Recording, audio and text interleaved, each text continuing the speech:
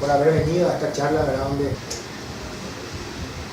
Y acá vamos a ver un caso, ¿verdad? Que a mí siempre me gustó mucho, que fue uno de los temas que durante muchísimo tiempo nosotros presentamos en la radio, en nuestro programa que teníamos anteriormente. Es el ejemplo de la falsación del Dios judeo, cristiano, musulmán. El señor Victor Stenger, fallecido hace un par de años, escribió este libro, Dios, la hipótesis fallida. Y hizo una demostración, hizo un debunking de un cierto tipo de Dios.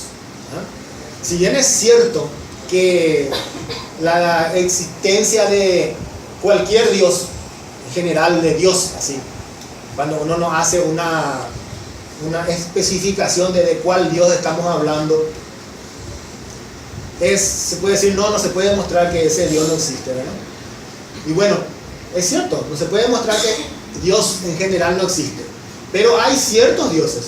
El Dios que verdaderamente es relevante e interesante para la mayoría de la gente, el Dios que cuenta, ¿verdad? En Occidente por lo menos, y también para los musulmanes, ¿verdad? El Dios judeo, cristiano, musulmán, ese sí se puede demostrar que no existe, ¿verdad?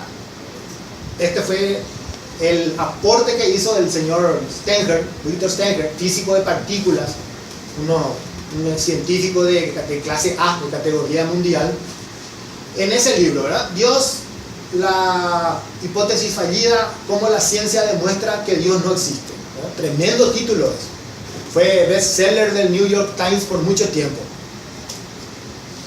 Entonces, él hace acá, este es el planteamiento de la falsación.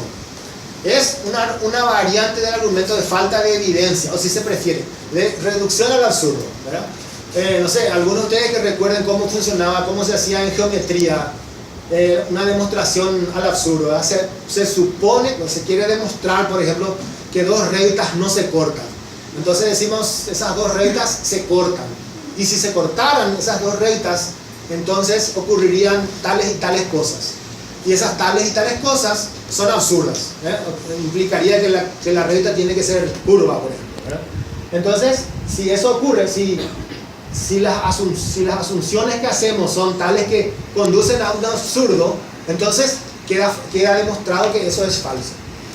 Eso es básicamente el reductio absurdum que se dice. Entonces, se plantea la hipótesis de un Dios que juega un papel relevante en el universo. Este Dios, el Dios judeo, cristiano, musulmán, no es cualquier Dios, no es un Dios que no está haciendo algo, ¿verdad? Tiene tres características, las tres O's, ¿verdad? Es omnipotente, omnibenevolente y omnisciente, ¿verdad? Es decir, que puede hacer cualquier cosa, es puro amor y además sabe todo. Esas son las características que tiene. Estos atributos, ¿verdad? Tiene unos atributos que, entonces, si es que ese Dios es así, en el universo sensible nosotros tendríamos que encontrar algunas cosas que derivan de que Él es así, ¿verdad? Un universo que es totalmente natural, que no fue creado por nada, que surgió de la nada, es muy diferente de un Dios, que de un universo que fue creado por este Dios, ¿verdad? Este Dios interactúa con su creación. Este Dios responde a los rezos, por ejemplo, ¿verdad? Le da entidad moral a las cuestiones. Entonces asumimos que esas dos cuestiones, existe el Dios judeo, cristiano, musulmán, creó el universo y tiene unos ciertos atributos, ¿verdad? Que vamos a ver qué es lo que hace en el mundo este Dios. Entonces vamos a buscar esas evidencias de lo que tendría que existir si es que eso fuera así.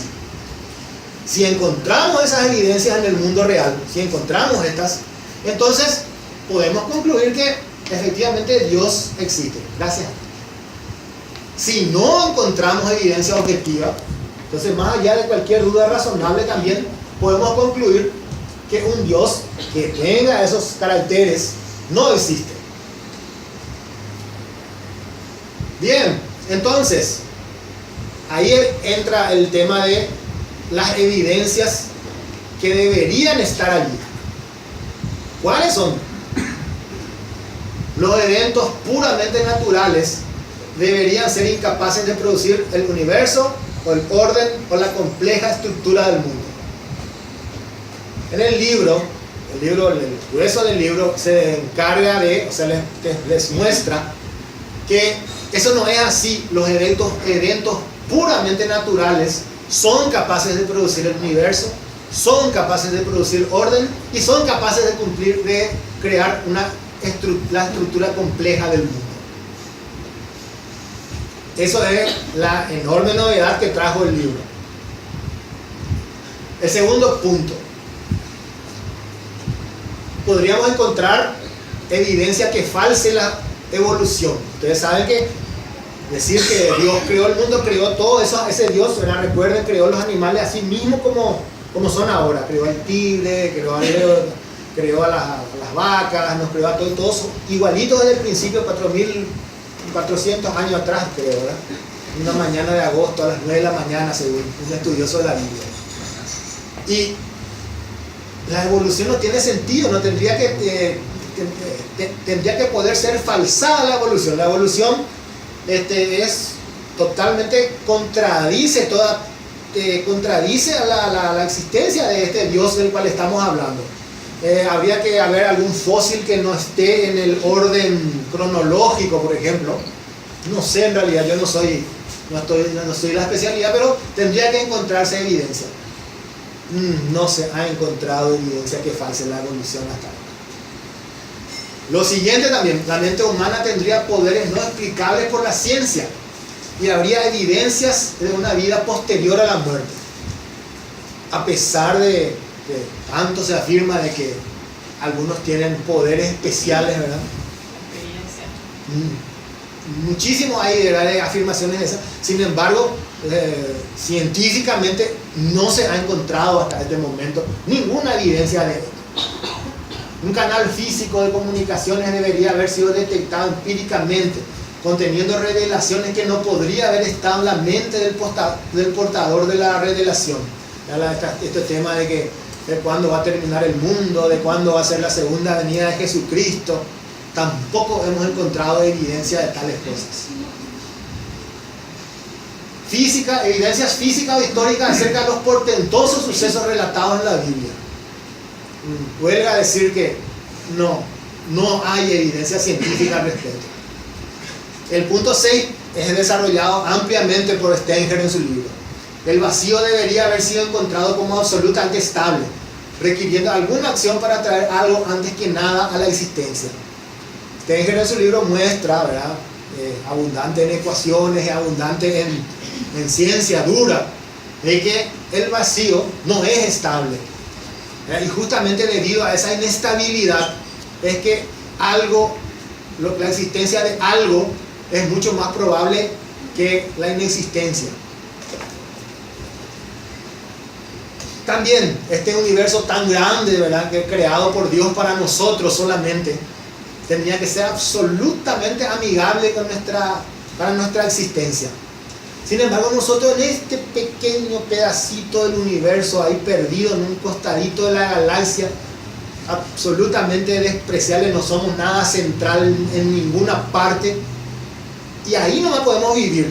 Salimos un poquito, unos pocos kilómetros para arriba y muertos. En ningún lugar del sistema solar, por ejemplo, hay un lugar donde podamos vivir. 3 metros para arriba no ya te caes, tú vas a morir. Ah, sí. Del piso más estamos seguros. Ahí está. Bien cerquita de la Tierra estamos seguros, nos dice.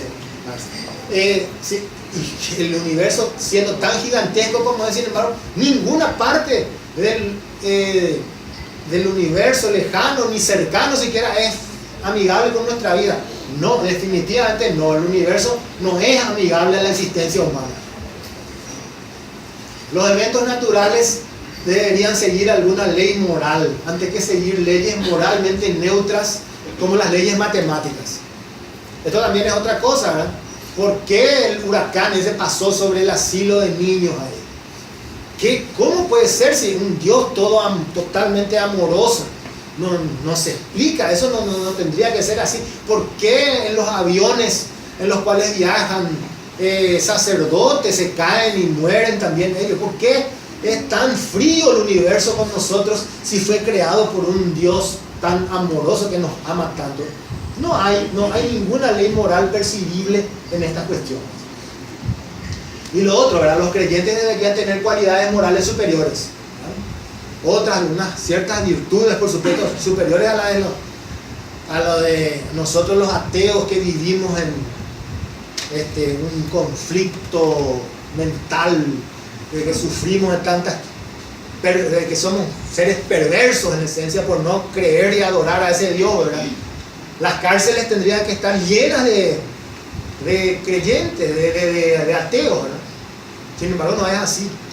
Inclusive hay gente que está demostrado que estadísticamente se prueba que las cárceles están llenas de creyentes, gente que cree sinceramente, que tienen creencias así. Entonces tampoco se observa esta cosa que debería existir, si esta evidencia que tendría que estar allí si existiera ese Dios. Pero nada de lo anterior ha ocurrido. Por lo tanto, la hipótesis de Dios no es confirmada por los datos. Por el contrario, es altamente contradictoria con los mismos. Entonces, afirmar que el Dios judeo, cristiano, musulmán no existe es consistente con lo que sabemos. Eso es lo que se puede decir al respecto. Este es un debunking completo de la existencia del Dios judeo, cristiano, musulmán. Por supuesto, la teología todo lo puede, ¿verdad? Y contradecir a esto para ellos es fácil, es gratis. Los religiosos, la religión no tiene pretensión de verdad. Para ellos lo importante es creer. La verdad les importa un pito. Entonces para ellos no vale esto. Solamente para un pensador crítico.